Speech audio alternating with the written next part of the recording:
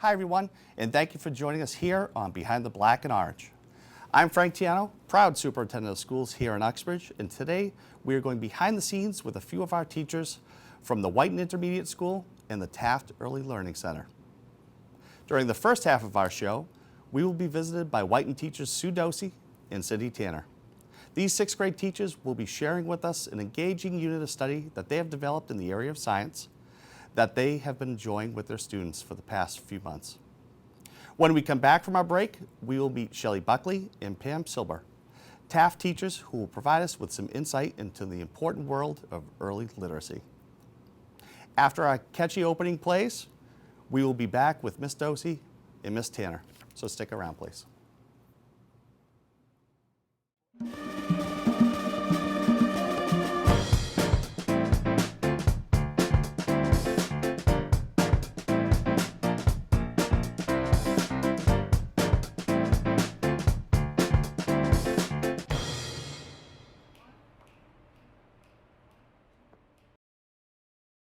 Welcome back, and as promised, we have two of our sixth grade teachers from the Whitin Intermediate School with us today. We have Sue Dhosi. Hi Sue, how are you? Hi, thanks for having me. Sue, now you've been with us for 25 years? Mm-hmm. Yep. And sixth grade for about 12 years, fifth grade? Yep, then back to sixth. Back to sixth with a pit stop in seventh? Yep. Okay. Yep. Thank you so much again for being here. Thanks. Cindy, sixth grade teacher, you've been here for 28 years. I have. All in sixth grade. All in sixth grade. And you're one of our parents as well. I am. I have two students. One graduated last year and one is a sophomore. That's great. So you have that perspective from both sides. Both sides. So we're here to talk about a science unit that you folks have put together. Now I know last year on a walk through the Whitin, when you were teaching seventh grade, you're doing a unit on biomes that I really enjoyed. I stopped in and talked with your class. And this year I was walking the hallways and Miss Tanner literally grabbed me and pulled me into the classroom as you had both classes together. Yep. And though it's sixth grade and the focus was on whether you're still talking biomes, can you tell me a little bit about what this unit is and how it's come together? Sure, we'll give you a quick overview. The learning outcomes, what we wanted the kids to learn was really weather-based, but we thought it was a great idea and opportunity to introduce them into biomes, just as an introduction for seventh grade as preparation. And so what we did was we had the kids watch some videos on biomes and overview, and then from that we had them fill in a Google form with what biome they thought was interesting. And it was really neat because we used those forms to create interest-based groups. Nice. And then from that, we created with our librarian and technology integration specialist, Gretchen Roach, a website that really delved deeper into some of the weather aspects, landform aspects of the biomes.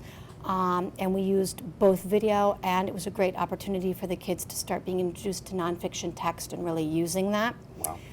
So they researched the biomes, and we had 8 topics that they needed to focus on, primarily weather, climate, precipitation, temperature, things like that. And then from that, we let them know that they were going to be creating an outfit that would be appropriate not just for the biome's weather conditions, but also appropriate for an activity specific to that biome.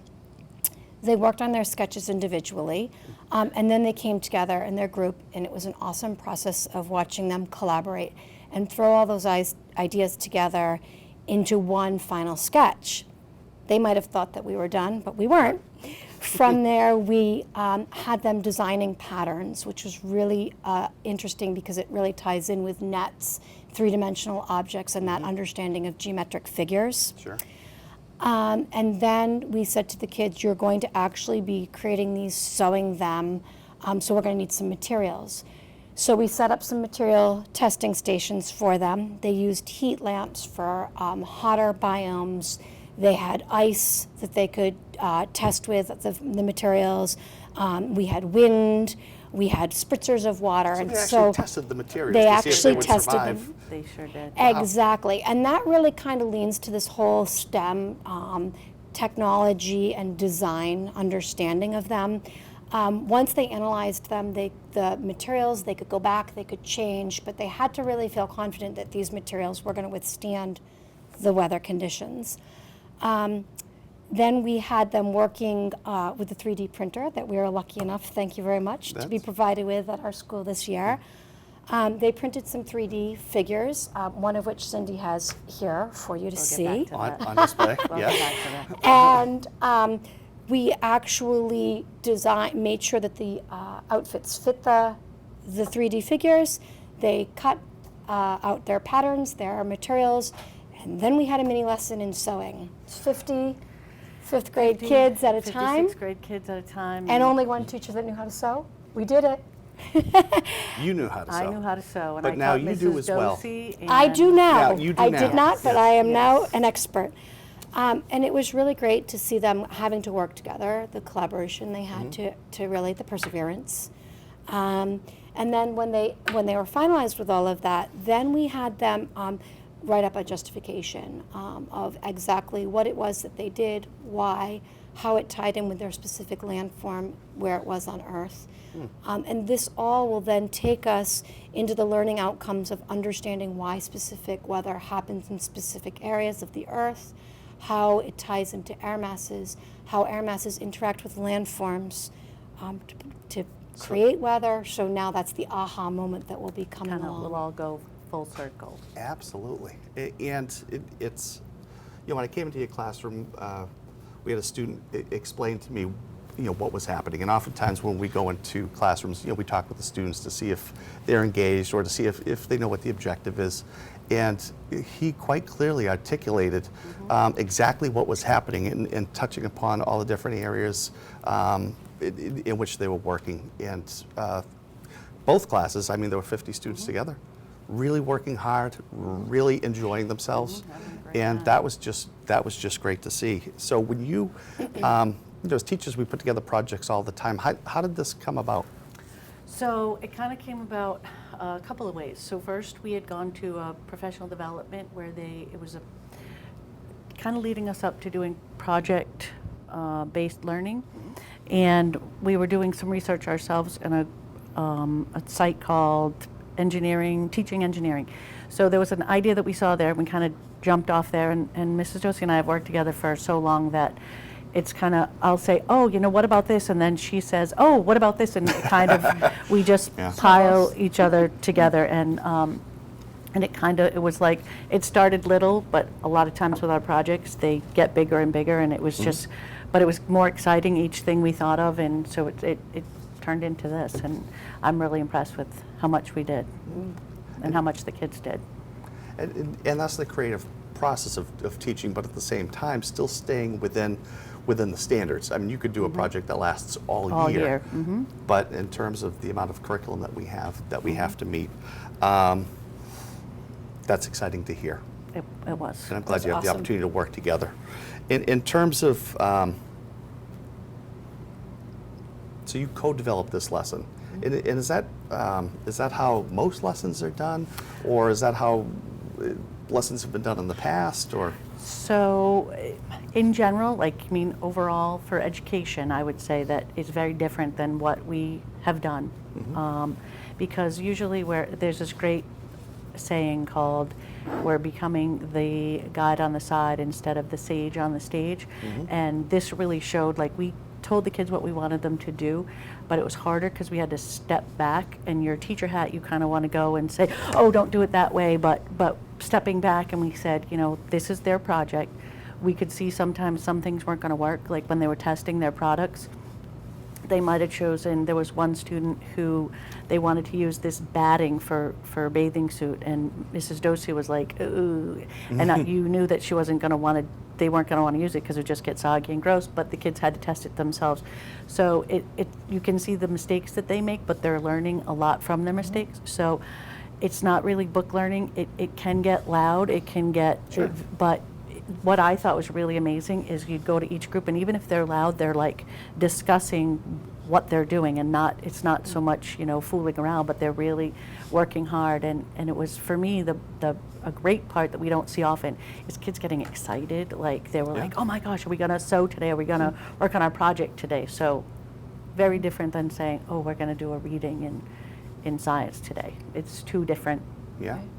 And even the kids that wanted to stand up and explain, like at the testing station, we had one group that had a really good idea with creating a control group and their test group for that's their, great, yeah. and we haven't used those words yet. We will second semester when we get into our life science. But it was so cool that they didn't know what it was called, but they knew that they knew wanted what to it do was. it. And we said, this is a really neat idea. Would you like to share with the other kids? And all of a sudden you have 4 kids that are just on stage, and there's 40 kids staring at them, and they're going through and they're explaining what they did, and just really invested, a real investment. It was a teachable moment for you. Yeah. And what's interesting there too is as a district, we're spending more time in terms of having interdisciplinary units of study, because when students leave school, it's not in isolation that they do math and then Exactly. 46 minutes later they're going to go Exactly. do reading. This is what the workplace looks like, and this is what employers are looking for: kids or future adults that can work together collaboratively, solve problems, and be creative. And we're asking our teachers to do that as well. And I'm glad you folks are modeling that for us here in Uxbridge. Thank you. What strikes me most is I was looking at the standards that were covered, and again, I don't usually do air quotes, but I will for this time. It's tying in the technology standards, tying in the science standards, tying in the math standards. You mentioned geometry, tying in the ELA standards. That's quite complicated, and it's when you look back. I mean, do the students have the opportunity to look at and see the connections that you folks are seeing as teachers? So when we started creating the lesson and actually getting it down on paper, so from just this kind of dream idea to paper, we were amazed with how many standards we actually covered. Our 3 priority standards in science, 5 technology design standards, which are huge right now, tons of ELA, nonfiction texts like you mentioned, and so forth and so on. And when we got it down on paper, we actually said to the kids, hey, look at this. This is what we learned. And we went through and we showed them. And they were like, wait a minute, we did math? And we're like, yeah, well, we did nets. We talked about lines of symmetry. And it was like, they were so amazed that they didn't realize. But when they went back, yeah, I now know how to identify interesting information versus key information. Right. All of these little skills that really just build, and they had no idea. And they applied them. Right. It was really amazing. Yeah. So, Cindy, I see you brought some friends with you. I did. And it's not common here on the show, but to have friends with us. To have friends. They're not just supports. They're not just supports. Okay, so these Tell are us. these are some of the projects that the students made, and they're not in any specific order, but as we said, they had to design outfits. So this group designed an outfit to go into the rainforest. This is clearly the mosquito netting, and they made the backpack. Like when I tell you this came from nothing, like idea in their head, they drew it out. They created patterns for each part, and all of these pieces are hand sewed. So this one is, and this was a little add-on. This group went above and beyond because they knew that she needed a water bottle. Clearly, she's going into the rainforest. Some blankets and a little backpack. And then we have, another group. This one, they created their own hat as well, and you know which biome they're going in. It's the deserts, clearly, this is to keep the sun off her head. Next time we do it, we are going to do better footwear, because this time we didn't do so hot on that. And this one this group was going zip lining, and here's her little zip line, and it was tested, and it actually does work. Really? They put her on a zip line, and she can fly from her high point down to the other point. And we also had an opportunity, as Ms. Sue alluded to earlier, to use the 3D printer, and this is a 3D printer, so some kids could choose a Barbie or a G.I. Joe or a 3D model, and this man is going to the desert. so that they had to figure out how to get these outfits on the 3D man who couldn't move his arm. And did they design the 3D man as They well? designed the 3D man Wow. as well. And this was something that was fantastic. I don't know if you can see this, but these are goggles that were designed on the 3D printer, and they had to scale them down. This is a group that was going to the Himalayas, so they designed their ski goggles so that they didn't get snow in their eyes. That's fantastic. As teachers, like in most jobs, I was just trying to, a way to frame this, there's, this seems to be successful. And you're, I'm sure, seeing the results from your kiddos. Now, when you put this unit away, what have you learned from it, and what would you change going forward? It's always it's always a work in Absolutely. progress. 28 years, it's still a work in Always progress. work in progress. We laugh and say that everything that we do is organic and it's always changing. And this is a perfect example. Every time we talk about the project, we come up with more ideas. We definitely would love to get some of the high school kids involved with the 3D printers, the engineering kids, and have them really kind of come down and work with our kids on that. We had talked about having the kids actually, like you said, with the sage on the stage versus the guide on the side.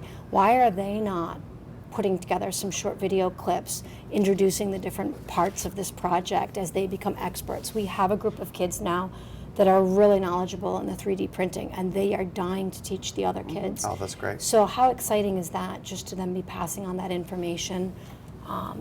And so I think that it's just always trying to come up with more ideas, kind of fine-tuning. Obviously, once we started this, there's so many little parts. We started discussing the whole study skills for the kids in terms of organization, checklists, time management. And so we really are thinking next year we want to just tie in some of those as well. Again, it's like the life skills that they're going to need when they're out in the workplace. Right. So, Yes, and just we also want to be able to let the kids showcase it somewhere as well, so thinking of a way where they can show theirs information, even whether they developed, I don't know, a website or something where they could put them up pictures. So that's something, a new thing that Stay we can tuned. tweak. Stay tuned.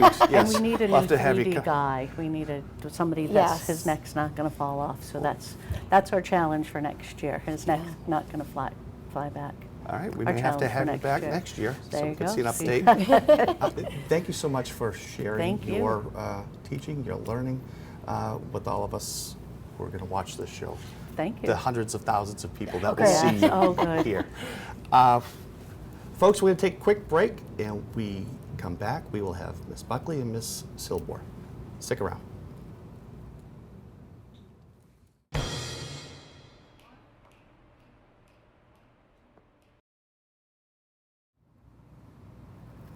Hi everyone, we're back, and as promised, we have Pam Silbor and we have Shelley Buckley from the Taft Early Learning Center. Pam, welcome to the show. Thank you so much. Thank you for having me. Little known fact that you're the third Silbor to be on Behind the Black and Orange. Yes, I am. Your son Brandon was with us with AJ Burnett. That was a treat. And of course, your husband Hurley was here, on one of our earlier shows last year. Yeah, beginning of the year, I think, yeah. And you've been with us here in district about 26 years, all at the Taft. 26 years teaching in Uxbridge, yeah. That's fantastic. Yeah. Again, welcome. Shelley, Hello. thanks so much for joining us. Thank you for inviting me. This is your second year here in Uxbridge at Taft. Yes. And prior to that, you had 14 years teaching in New York, if I'm not mistaken. Yes, that is correct. I'm very happy to be here. All right, we're talking early literacy today. And I'm a former elementary teacher, and I taught 5th grade.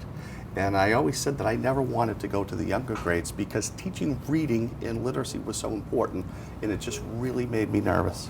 Our folks at the Taft do a super job at this. And I know we've had some new initiatives over the past couple of years. We've had a 5-year literacy plan.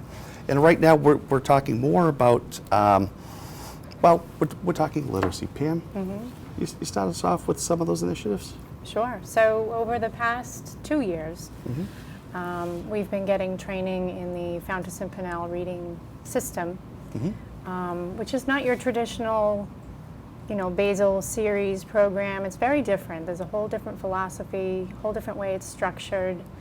The delivery of the instruction is completely different.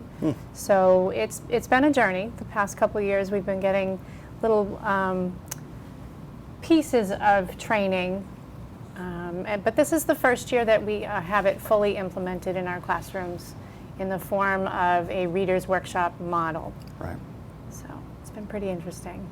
And I've been through your classrooms, and it's great to see you folks in action. Perhaps you can tell us the difference between the Reader's Workshop model and perhaps a more traditional Basil approach?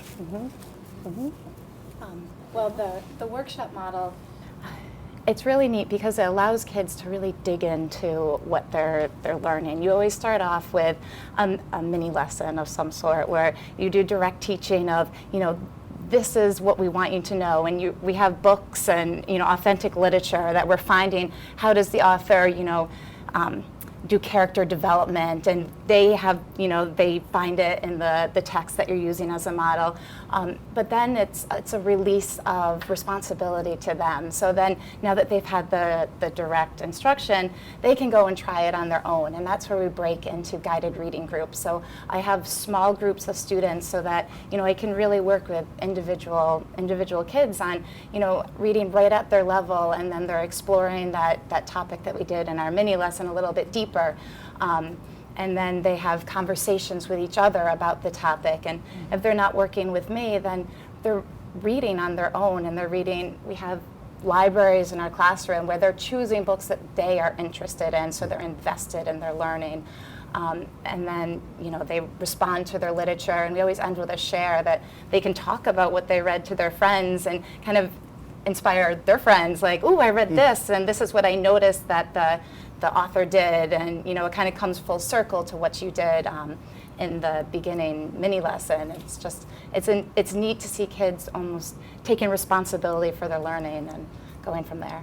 It really does foster the speaking and listening aspect of our standards, because once we start getting into those conversations, it's hard to shut them down because Right. they just want to keep sharing and making connections with each other. And you're teaching them all different skills, but we're also looking at all different kinds of texts, nonfiction, fiction, Right. all different kinds of genre. And you have, some kids who just naturally love to read, but there are some children that don't love to read. And that's kind of what we're trying to do, is foster this love of reading. And it's trying to get them to be interested in certain books. So if Sally is reading a nonfiction book on, I don't know, frogs, she's going to share what she's reading and maybe excite someone else thinking, I might like that.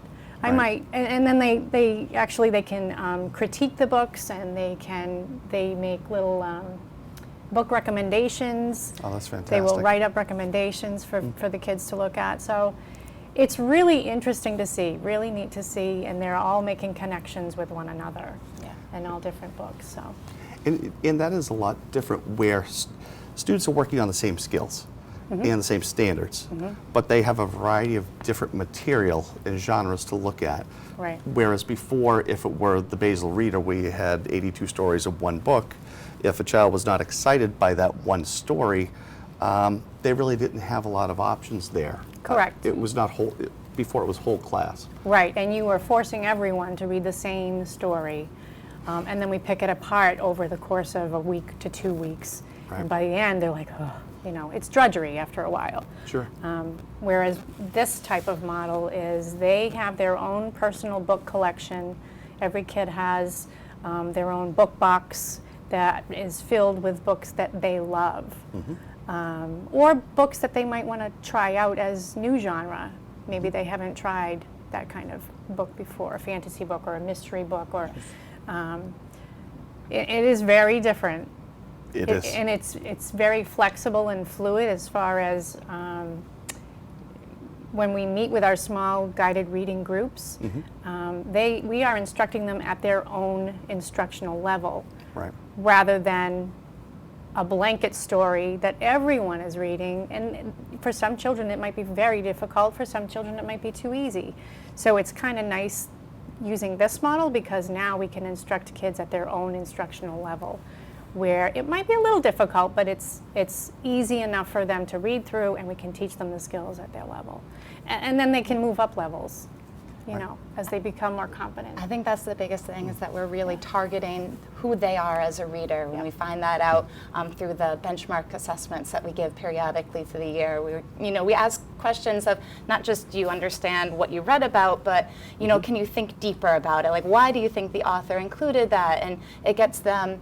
We see where are their strengths, where do they need to work on, and then we can really tailor group students according to that, and then we work on that, always kind of pushing them forward in those small groups that you see that they're engaged because they're always being challenged of, oh, well, now I really need to think about this and push myself forward.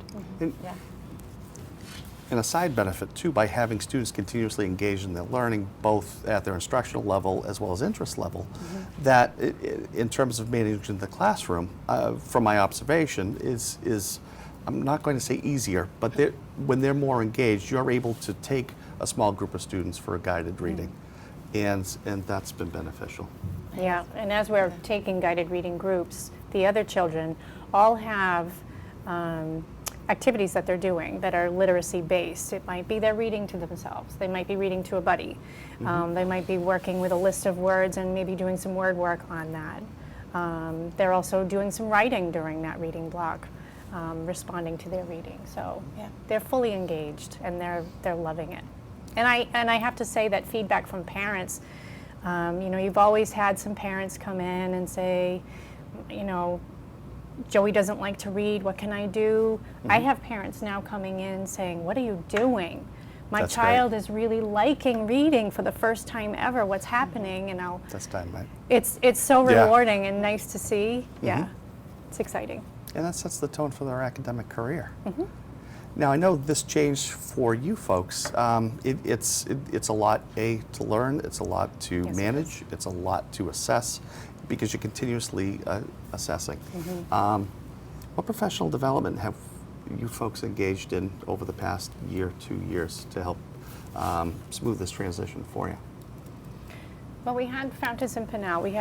We worked through Leslie College, and they had some representatives come in and give us periodic training throughout the course of these 2 years. Right.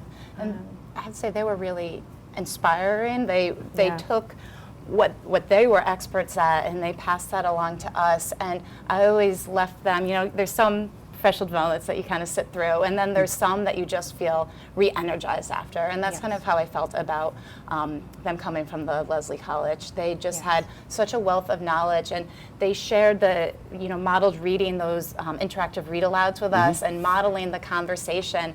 And there were so many immediate takeaways that we got out of this, and because it was periodically over 2 years, they gave a strategy, we were trying it in our classroom, and then they gave us more, and so at this point we've kind of had all those pieces shared to us that we were able to kind of reimagine what an interactive reading program would look like. We had a great facilitator at Taft, we really did.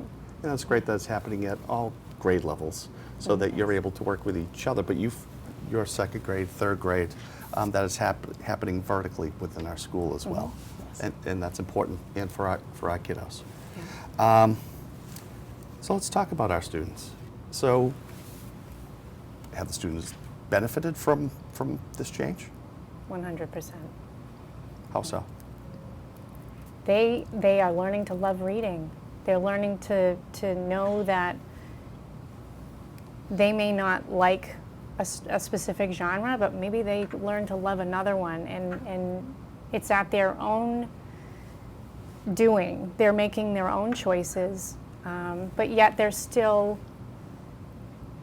breathing in that instruction, and they're applying it, whether they know it or not. They are applying it to what they're reading. Well, I've seen, as we do a lot of the interactive read-alouds too, where you are modeling your thinking, and then, you talk your thoughts through the book, and then you have the student's partner talk through the book.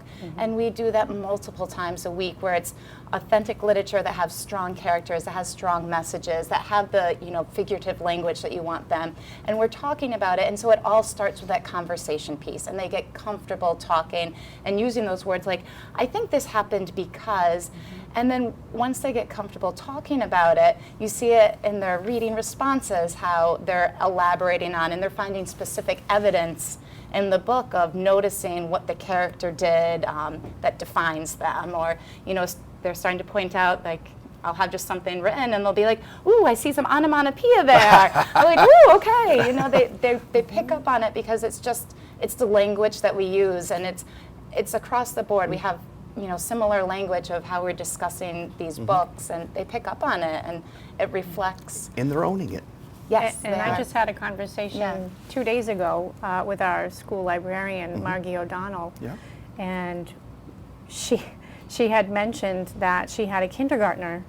She had a kindergarten class, and she was reading this book with them. She had just finished, and one of the children said, "That's just like the story that we read," and I can't remember the title, but several weeks prior Nice. to that class. And another little child raises her hand and says, "Mrs. O'Donnell, that's a text-to-text connection." Kindergarten. With kindergarten. And that's it blew her fantastic. mind. And Yeah. so she's seeing, the outcomes of what's happening. It's really exciting. And she sees it throughout the grade levels. Yeah. That is great. We're going to end on that story because Marissa, our 8th grade director, is giving me the high sign right now. Shelley, Pam, thank you so much for being on the show and sharing with our audience a little insight into early literacy and what's happening at the Taft. Folks, thank you for being with us here today. Would like to thank Mr. Joe Barros. He's the digital literacy media teacher here at Uxbridge High School, and Mr. Barry Giles from Uxbridge Cable TV. Most importantly, I'd like to acknowledge that this is the first all-student run show that we've done here in the last year and a half. And again, Marissa, it's in 8th grade. Hi, Marissa. You're not on camera, but it's okay. Excellent job, and just want to say excellent job to all of our students here and the support that you provide for everybody. Till next time, we will see you on Behind the Black and Orange. For more information about the Uxbridge Public School, go to our website, uxbridgeschools.com. Thank you.